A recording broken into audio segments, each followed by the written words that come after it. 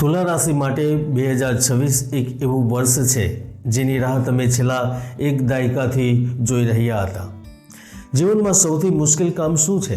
યોગ્ય સમયે યોગ્ય નિર્ણય લેવો. તુલા રાશિ એટલે કે સંતુલન. પરંતુ છેલ્લા થોડા વર્ષોથી તમારું સંતુલન બગડ્યું હતું. ક્યારેક કરિયરમાં ઉતાર ચઢાવ તો ક્યારેક સંબંધોમાં તણાવ ચાલી રહ્યો હતો. તુલા રાશિના જાતકો, હું જાણું છું કે છેલ્લા થોડા વર્ષોથી તમે એક અવઢવમાં જીવી રહ્યા હતા. આ કરું કે તે કરું, રોકાઈ જાઉં કે આગળ વધું, આ દુવિધાએ તમારી રાતોની ઊંઘ ખરાબ કરી દીધી હતી. પરંતુ મિત્રો, ખુશ થઈ જાઓ. 2026નું વર્ષ તમારા જીવનમાં એ સ્થિરતા લઈને આવી રહ્યું છે જેના માટે તમે તરસી ગયા હતા. હું એસ્ટ્રોલોજર પ્રદીપ કુમાર મહેતા આજે તમને સિતારાઓનો એક ફેસલો સંભળાવવા માટે આવ્યો છું જેને હવે કોઈ બદલી શકતું નથી. નિયતિએ નક્કી કરી લીધું છે કે 2026માં તુલા રાશિવાળાના જીવનમાં ન્યાય થશે. બ્રહ્માંડમાં એક એવો દુર્લભ સંયોગ બની રહ્યો છે જ્યાં તમારા કર્મ ભાવમાં દેવગુરુ ઉચ્ચના થઈને બિરાજશે અને શત્રુ ભાવમાં શનિદેવ તમને અજાય બનાવશે. 2026માં આ ઘટનાઓનો એક નિશ્ચિત ક્રમ, ફિક્સ સિક્વન્સ બન્યો છે જે તમને સાધારણમાંથી અસાધારણ બનાવી દેશે. શું છે એ ક્રમ? આવો નિયતિના આ ત્રાજવાને જોઈએ.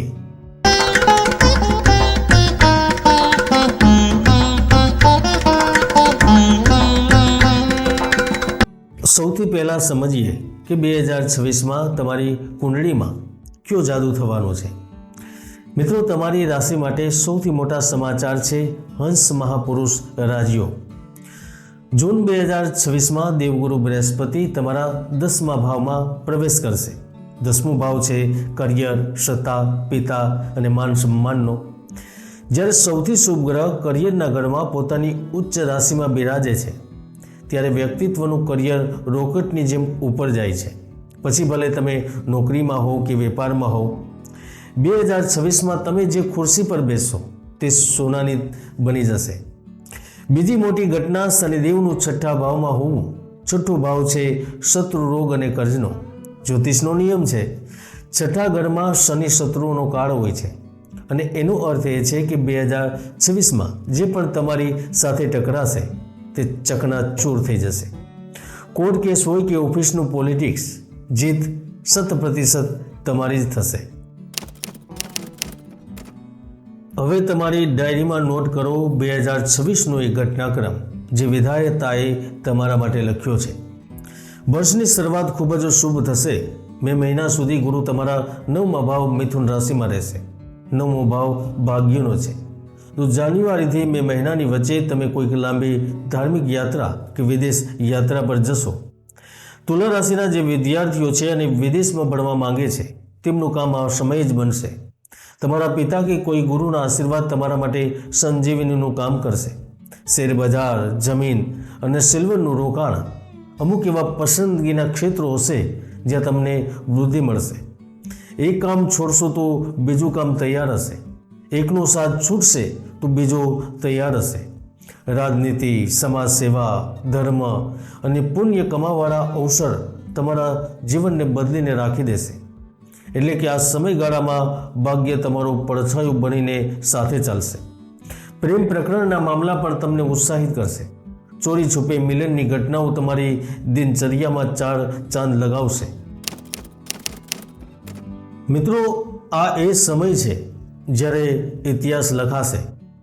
2 જૂનના દિવસે જ્યારે ગુરુ 10મા ભાવમાં ઉચ્ચના થશે તો તુલા રાશિના દીન, દુઃખી, પીડિત અને શોષિત લોકો માટે દિવાળી આવશે. સારી નોકરી, સારું ઘર અને એક બહેતર જીવનનું સપનું સાકાર થતું દેખાશે. જો તમે પ્રમોશનની રાહ જોઈ રહ્યા હશો તો તે મળશે. જો તમે બેરોજગાર હતા તો તમને મનગમતી નોકરી મળશે. જે વેપારીઓ આ સમયે પોતાના બિઝનેસને બ્રાન્ડ બનાવવાનું વિચારી રહ્યા છે તેઓ આ સમયમાં બનાવી શકશે. સમાજમાં તમારી ઇજ્જત એટલી વધી જશે કે લોકો તમારા નામની મિસાલ આપશે અને આ હંસયોગના પ્રભાવથી બનશે પણ. મિત્રો, એક તરફ તમારો રુતબો વધી રહ્યો હશે અને બીજી તરફ શનિદેવ 6થા ભાવમાં પોતાનું કામ કરશે. શનિ છઠ્ઠા ભાવમાં શત્રુહંતા યોગ બનાવી રહ્યા છે. આમાં તમારો કોઈ જૂનો કોર્ટ કેસ કે કાનૂની વિવાદ જે વર્ષોથી અટકેલો હતો તેનો નિર્ણય તમારા પક્ષમાં આવશે. જો તમારામાંથી જૂનું કર્જ છે તો આ દરમિયાન આવકના નવા સ્ત્રોત બનશે અને તમે કર્જ ચૂકવવામાં સફળ થશો. તમે નિડર મહેસૂસ કરશો. આ દરમિયાન પ્રવાસી યાત્રી કે કોઈ મોટા મદદગાર પાસેથી મદદ પણ મળશે. મિત્રો, વર્ષનો અંત થતાં તમારા રાશિ સ્વામી શુક્ર અને ઉચ્ચ ગુરુનો પ્રભાવ દેખાશે. વિદેશમાં તમારા આશ્ચર્યજનક નિર્ણયો અને કેટલાક દાવપેચ સિતારોની દોડમાં તમને આગળ કરી દેશે. બેચેની, લાચારી અને દુર્યોગની ગૂંચવણોથી તમે પોતાની જાતને દૂર કરી શકશો. આમ પણ તમે લોકો જન્મજાત જ સૌંદર્ય અને લક્ઝરીના પ્રેમી હો છો. નિયતિએ નક્કી કર્યું છે કે 2026ના અંતમાં તમે કોઈ મોંઘી ગાડી, લક્ઝરી આઇટમ ખરીદશો. વિદેશમાં પોતાનાપણાનો અહેસાસ થશે. ઘરનું વાતાવરણ ઉત્સવ જેવું હશે. તમે તમારા પરિવાર સાથે જીવનની શ્રેષ્ઠ પળોનો આનંદ લેશો.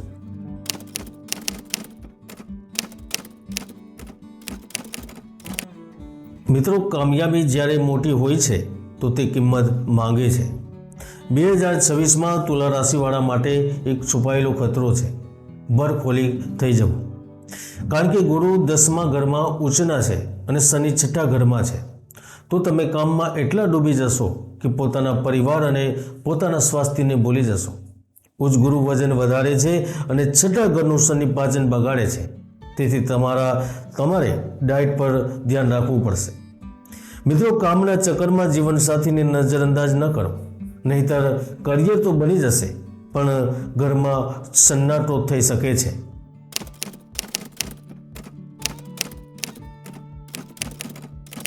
આ રાજયોગનું પૂર્ણ ફળ પ્રાપ્ત કરવા અને જીવનમાં સંતુલન બનાવી રાખવા માટે વૈદિક સાધનાના 2 સૌંદર્યપૂર્ણ ઉપાય છે. પહેલો છે શુક્રને બળવાન કરો. તમારા રાશિના સ્વામી શુક્ર છે. 2026માં નિયમ બનાવી લો, હંમેશા સાફ અને ઇસ્ત્રી કરેલા કપડાં પહેરો અને પરફ્યુમ જરૂર લગાડો. મિત્રો, શુક્ર ગંદકીમાં નહીં, સફાઈ અને સુગંધમાં વાસ કરે છે. તેથી તમે જેટલા પોતાને ગુરુમ રાખશો એટલો પૈસો આવશે.